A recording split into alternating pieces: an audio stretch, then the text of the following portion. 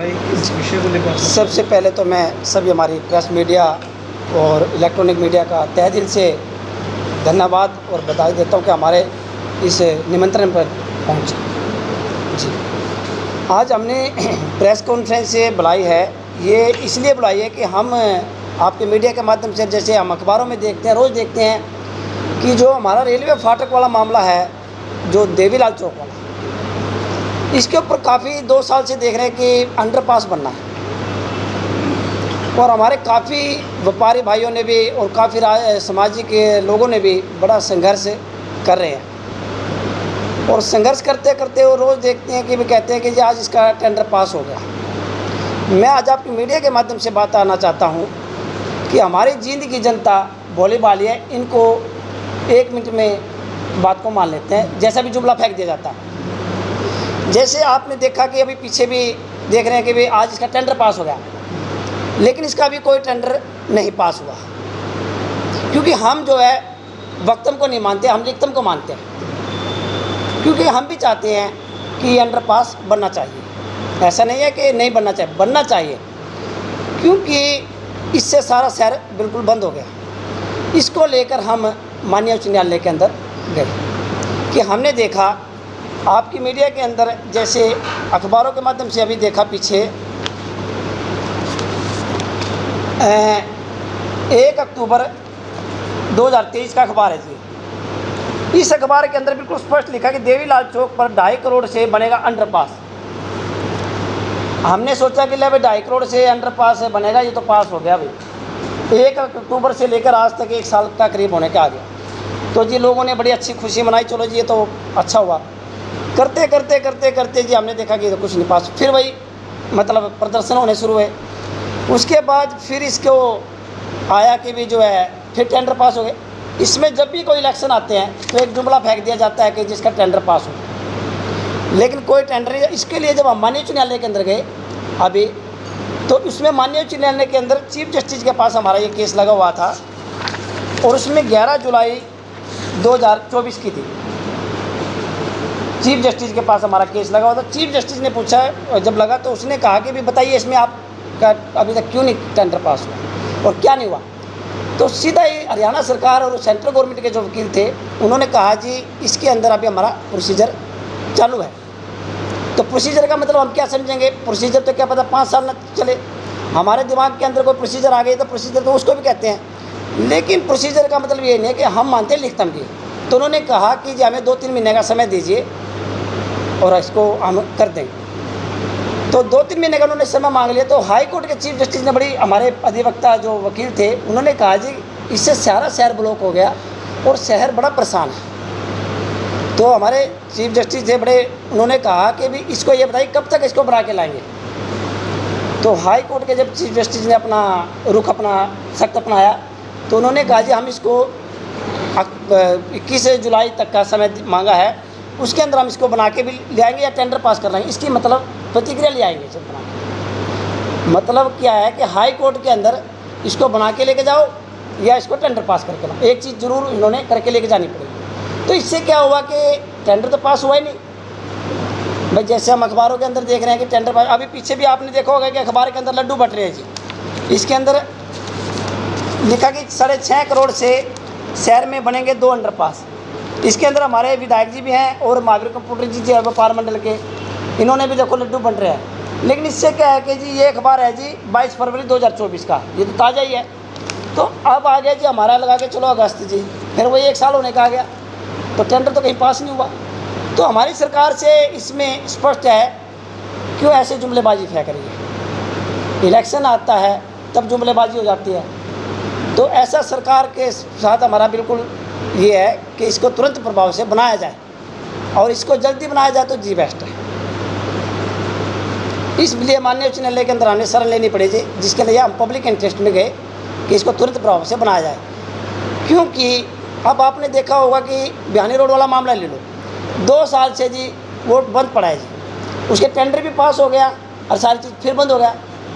अगर इसी तरह अगर इसका टेंडर पास हो गया तो हम हाई कोर्ट के अंदर इसलिए गए, अगर इसका टेंडर पास हो गया तो इसका टाइम बाउंड करवा देंगे भाई, कितने समय बनाएंगे। ऐसा ना हो कि हमारा शहर के अंदर खोद के गिर दी सारी जगह और बने हैं ना। तो इसलिए हमने माननीय उच्च न्यायालय की शरण लेनी पड़ी, लेकिन टेंडर कोई पास नहीं। मित्तल साहब, इसमें जो माननीय उच्च न्यायालय ने क्या तारीख दी है, किस तारीख में सरकार की तरफ से जवाब दावा पेश किया? इसमें ऐसा है जी, इसमें 11 इसके अंदर तारीख दी है जी, 21 जुलाई की तारीख दी है जी।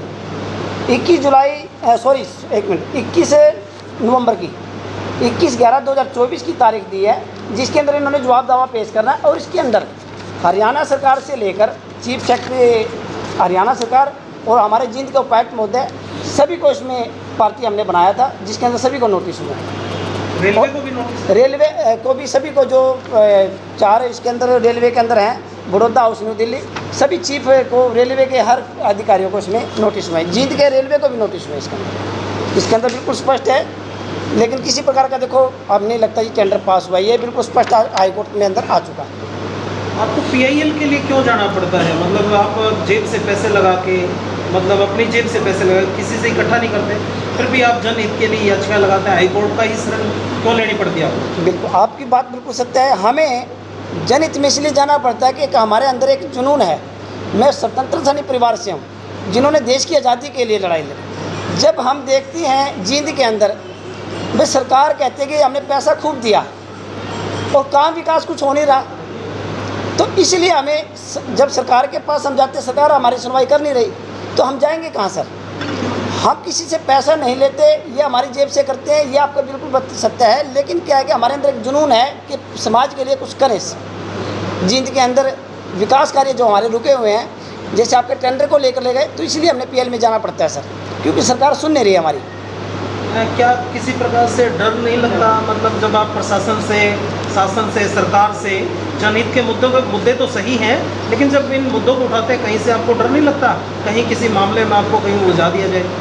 ऐसा है जी, देखो ये सरकार बड़ी वो है, आपकी बात सत्य है कि, लेकिन मुझे डर लगता है तो सिर्फ एक परमात्मा से डर लगता है, उसकी नज़र सीधी है तो मुझे किसी से डर नहीं है। लेकिन प्रशासन के हाथ कटने हैं, लेकिन हम फिर भी क्या करते हैं कि अपने बचाव के लिए माननीय उच्च न्यायालय का सहारा लेते हैं। लेकिन अधिकारियों ने अपनी तरफ से कसर नहीं छोड़ते, क्योंकि अभी कुछ ही दिन पहले कुछ अधिकारियों ने मेरे ऊपर मतलब एक मुकदमा दर्ज करने के भी आदेश करे, और उन्होंने एक षड्यंत्र के तहत फंसाने की कोशिश करते हैं। लेकिन हम फिर भी डरते, हम खुले दिल से चलते हैं, लेकिन हम फिर भी माननीय उच्च न्यायालय का सर, फिर भी हम कानूनी प्रतिक्रिया में चलते हैं सर, इसलिए हमें डर नहीं लगता।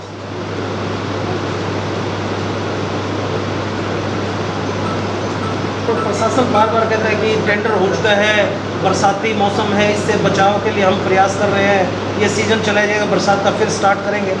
देखो सर, भी बटे हैं। देखो सर, इसके अंदर मैं अब स्पष्ट बताता हूँ, ना तो मेरा कोई राजनीतिक मुद्दा है ना, और सबसे बड़ी बात यह है कि चाहे विधायक को लिए कुछ हाल है जी, विधायक ने अगर करना होता, बरसात तो अब चालू होएगी सर, ये तो एक बहाना है बरसात का। अगर काम चालू करना होता तो 2 साल से बंद पड़ा है। क्या जींद का विधायक सो हुआ था? हमने जींद के विधायक के ऊपर चिट्ठी डाली हुई है सर, ऐसा नहीं है कि जींद के विधायक को चिट्ठी डाली है। जींद के विधायक को भी हमने, देखो कब की चिट्ठी है, 8/1/24 को हमने जींद के विधायक को भी किशन मिड्डा जी को भी अवगत करवाया हुआ कि सर इसको बनाइए जल्दी। तो क्या हमारा जींद का विधायक सो है? वह सरकार इनकी है ऊपर से नीचे तक। ऐसा क्यों है कि शहर के अंदर 2 फाड़ कर रखी है? ये गलत है। लेकिन हमारे जींद के विधायक को इसके अंदर इन्वॉल्व होना चाहिए, लेकिन मुझे नहीं लगता कि जींद का विधायक चाहता है, सरकार चाहती, इन्हीं की सरकार ऊपर भी नीचे भी, तो तुरंत प्रभाव से बन जाना चाहिए था। मित्तल साहब, अब आप माननीय उच्च न्यायालय में चले गए जी, फिर भी सरकार से कुछ उम्मीद लगाए बैठे हैं कि सरकार जागेगी, प्रशासन जागेगा सर, कुछ इस पे निर्णय ले पाएगा? सर मुझे नहीं लगता कि सरकार इस पर निर्णय ले पाएगा। क्यों नहीं?